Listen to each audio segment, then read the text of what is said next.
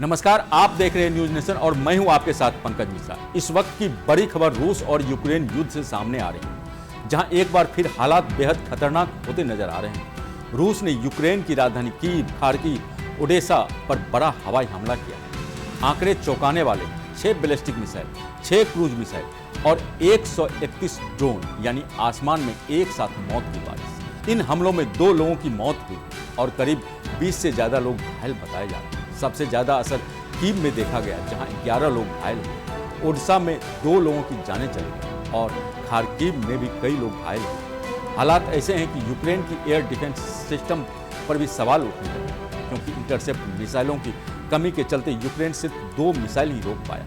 हालांकि उसने 111 ड्रोन को हवा में ही मार गिराने का दावा जरूर किया, लेकिन सवाल यही है कि क्या यूक्रेन लगातार बढ़ते हमलों को झेल पाएगा। यूक्रेन के राष्ट्रपति व्लादिमीर जेलेंस्की ने इन हमलों की कड़ी निंदा की। उनका कहना है कि रूस जानबूझकर नागरिक ठिकानों को निशाना बना रहा है, जो युद्ध के नियमों के खिलाफ है। लेकिन इसी बीच यूक्रेन भी जवाबी कार्रवाई में पीछे नहीं है। यूक्रेन की ड्रोन फोर्स ने रूस के तेल ठिकानों और टैंकरों को निशाना बनाकर उसे बड़ा नुकसान पहुंचाने का दावा किया। रिपोर्ट्स के मुताबिक ओजेब सागर में रूस के 21 टैंकरों को नुकसान पहुंचा है और इस हफ्ते में अब तक 76 तेल टैंकर और मालवाहक जहाज यूक्रेनी ड्रोन का निशाना बन चुके हैं। इतना ही नहीं, रूस के क्रेसेडर और लेनिनग्राद क्षेत्र में मौजूद तेल रिफाइनरी और ऑयल टर्मिनल पर भी हमले किए गए।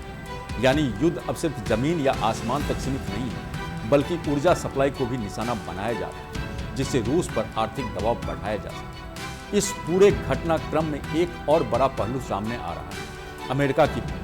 अमेरिकी राष्ट्रपति डोनाल्ड ट्रंप ने यूक्रेन को पैट्रियट एयर डिफेंस सिस्टम की इंटरसेप्टर मिसाइल बनाने का लाइसेंस देने की बात कही, लेकिन जानकारों का मानना है कि यह कोई तुरंत मिलने वाला समाधान नहीं है। अगर आज से प्रक्रिया शुरू भी हो जाए तो इसे तैयार होने में 1 से 1.5 साल का समय लग सकता है।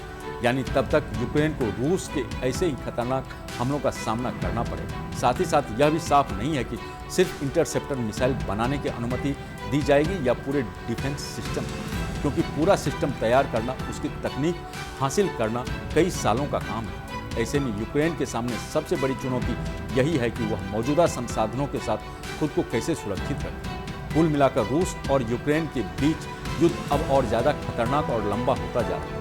एक तरफ रूस लगातार बड़े पैमाने पर मिसाइल और ड्रोन हमले कर रहा है, तो दूसरी तरफ यूक्रेन भी जवाब में रूस के तेल और ऊर्जा ठिकानों को निशाना बना रहा है। यानी दोनों देश एक दूसरे को कमजोर करने की हर कोशिश में। लेकिन इस टकराव का सबसे ज्यादा असर आम लोगों पर पड़ रहा है। नागरिक ठिकाने प्रभावित हो रहे हैं, लोग घायल हो रहे हैं और जान भी जा रही है। दुनिया की नज़र अब इस बात पर है कि क्या इस युद्ध का कोई समाधान निकलेगा या फिर यह टकराव और तेज होता रहेगा।